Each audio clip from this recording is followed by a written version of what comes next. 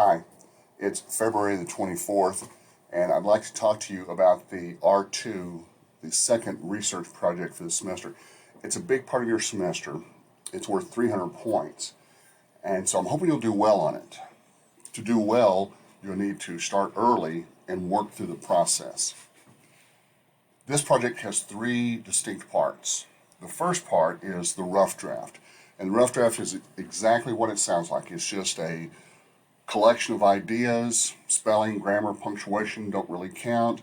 I am going to ask that you group similar ideas together because that will help you as you work through the process. But really, it's just the word count. It's just massive bulk content of ideas. I'll post a assignment sheet separately for that assignment next week. Then about 2 weeks after that, you have the outline, which is deceptively easy. It is a list of the works cited, and then just 5 sentences, just your thesis and your topic sentences, and that's it.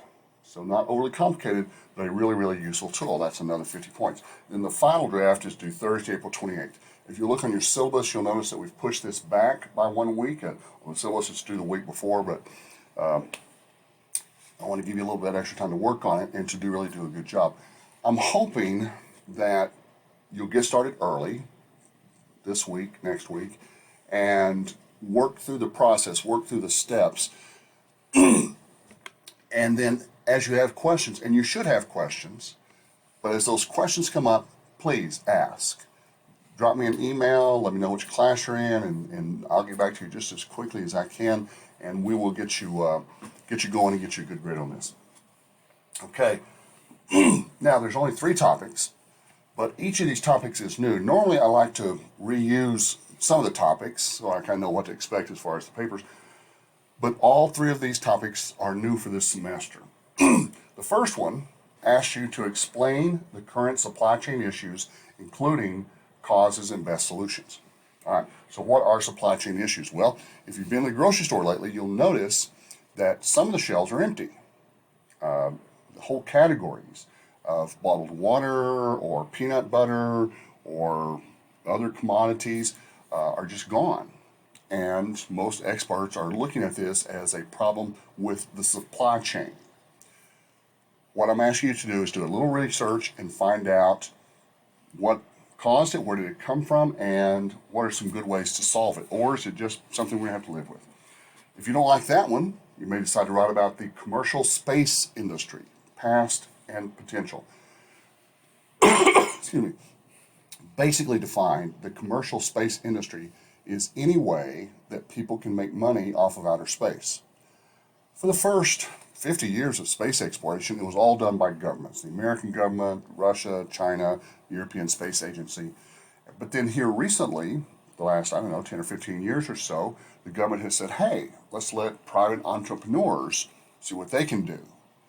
And so you have a lot of individuals and companies like Elon Musk who are finding ways to capitalize, i.e. to make money off of outer space. Now, some of these, of course, are going to be like tourism, like sending people to outer space. But you can also make money off outer space while still here on Earth. So you want to explore the possibilities, how it got started, and what some of the potentials are. Finally, the last one for your class is the future of remote learning in public schools. And by public schools, of course, we mean K through 12, although you'll probably be more successful if you focus in just on one aspect, either elementary school or middle school or high school. Probably elementary school will be the most productive area. But find out what the experts say. You want to give a good definition of what remote learning is, how it came about, COVID, some of the technologies, some of the social implications, some of the health implications, some of the reasons why some people are so against going back to the classroom and some people are so against not going back to the classroom. In education, there's an old tradition of something called best practices. As you know, each state does their education the way they want to, and in higher education, in colleges, each college has a lot of autonomy to run things the way they want to. But what most educational institutions do is they look at other places. South Plains College, we'll look at Amarillo College and say, wow, what are they doing right there? What's being successful for them? And then we will copy that. It's called best practices. And so you have to wonder why places like New York and Chicago and Detroit aren't looking at Texas and Florida and saying, wow, they've returned to the classroom. Their rates of COVID infection are very low. Let's copy them. And they're not doing that. You might want to investigate why. Okay. Now, on the first part of this, the preliminary research, use anything. Talk to your parents, talk to your friends, look at Wikipedia, do a Google search. That early information can be very general. But after you've done the rough draft, you're going to want to start doing some academic scholarly research. And the best tool for doing that is a search engine called Google Scholar. There are several good academic search engines out there, RefSeek, Microsoft Academic, G2, but I like Google Scholar. It's the one I use almost exclusively. It's got a lot of unique features to it, very useful, and it will get you the sources that you need. Now, I did some early research, and using Google Scholar, for all three of these, I found that there are at least 1 million hits on each search I conducted, and of that million, you only need 5.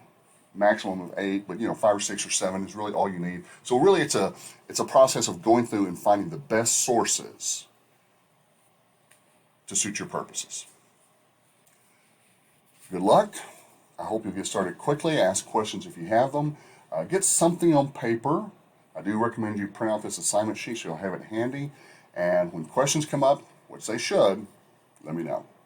We'll talk some more later.